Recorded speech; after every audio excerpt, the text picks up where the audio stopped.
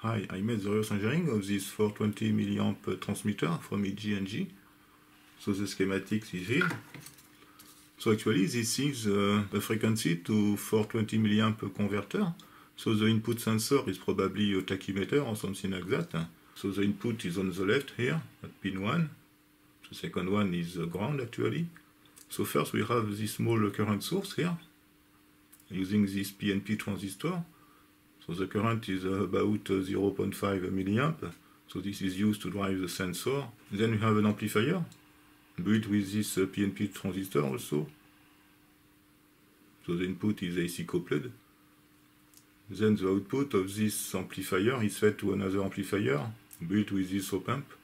So the gain is about 30. The input is protected by these two diodes back to back. There is also a small filter here. I don't know the value of this capacitor, but it's a low-pass filter. Then the output of this amplifier actually is referenced to the mid power supply. You have 2.5 volt here. And the output of this amplifier is fed to a comparator here. There is an hysteresis made with this resistor here. Then you have this monostable. So it produces at its output at pin 6 a pulse. The width is defined by this RC network. So this capacitor is fixed, but this resistor can be changed. So this resistor is available on the front of the instrument. It is this resistor actually. So you can change to have another pulse width. Then we find this low-pass filter using this resistor and this capacitor. So this capacitor is also available on the front of this instrument. It is the other part here. In the middle, there is a test point, which is actually the output of this monostable, so we can measure the pulse. Then we find a second order low-pass filter. So at the output of this filter, we have a DC signal, which is proportional to the input frequency. So at the right of this page, we found the 420 milliamp current source. So this current source uses this op-amp. The current source is delivered by this transistor actually. So the 420 milliamp loop is here. So the current flows here to this transistor, return to the ground, and it returns to the negative input here. So you have a current here flowing in that direction. So the voltage across this resistor is negative actually.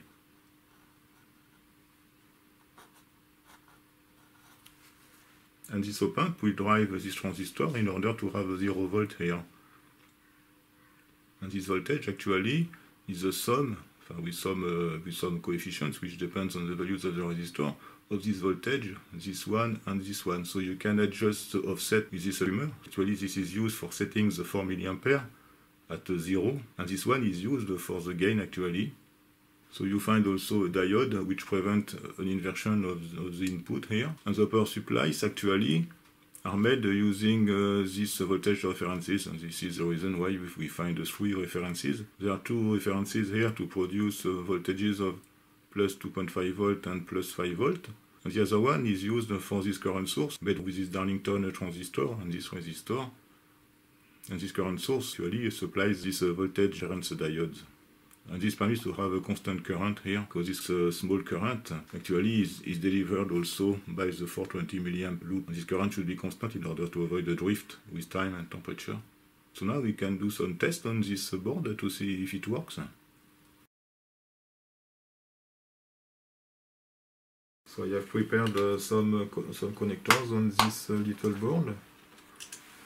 So it connects the power supply. I set the power supply to 20 volt, so I will apply a 20 volt between these 2 terminals here.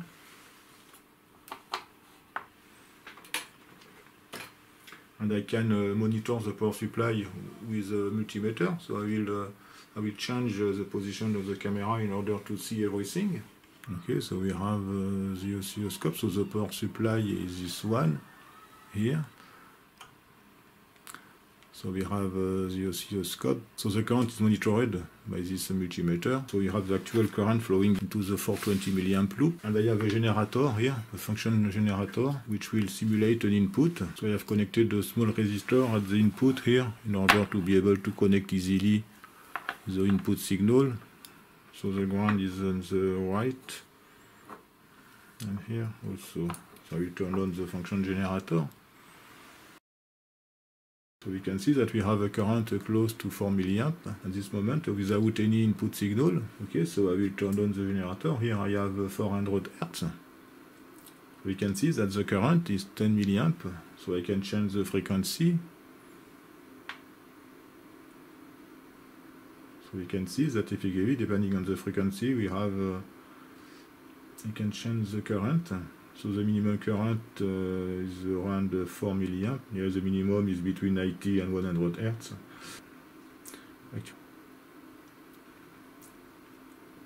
And the maximum is obtained with a frequency of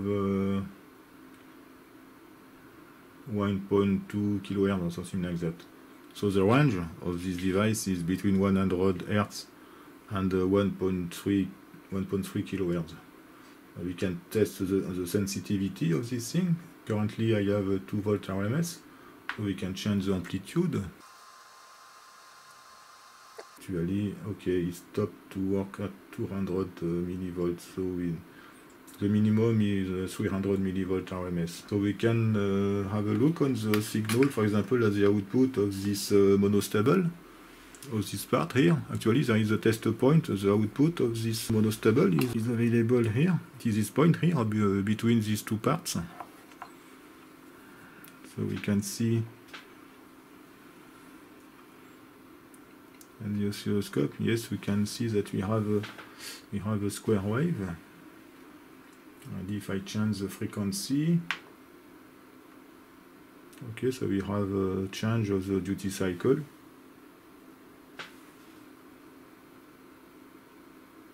So there is a change of the mean value of this duty cycle, and the current is proportional actually to this duty cycle. So we can, it's possible also maybe to generate a sweep with the generator in order to see the linearity of this thing. So we just need to apply a sweep here. We will sweep time of 2 seconds, it's perfect. We'll have a start frequency of let's say 100 Hz, it seems to be the minimum frequency, and a stop frequency of 1.2, 1.5, let's say 1.5 kHz. Okay. We can sense the output current on the 100 ohms here. The current will be negative, but it will represent the output current.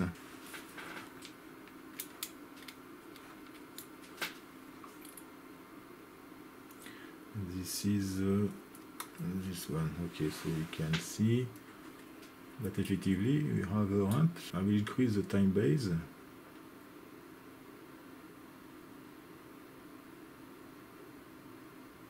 Okay, and we can see that we have an overshoot, so maybe the minimum frequency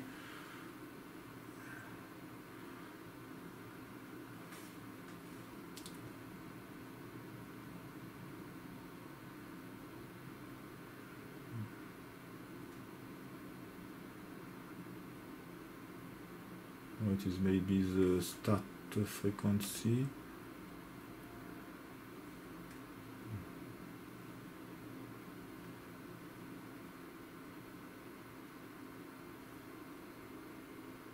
Yeah, the start frequency was too low actually, I think. So we can see that it is more or less linear. Except at the beginning here, we see that we have it's not very linear at the first, when the frequency is low actually, but if I start at 300 Hz, it's okay. So that's the end for this small device. So thank you for watching my video, and see you next time. Bye bye.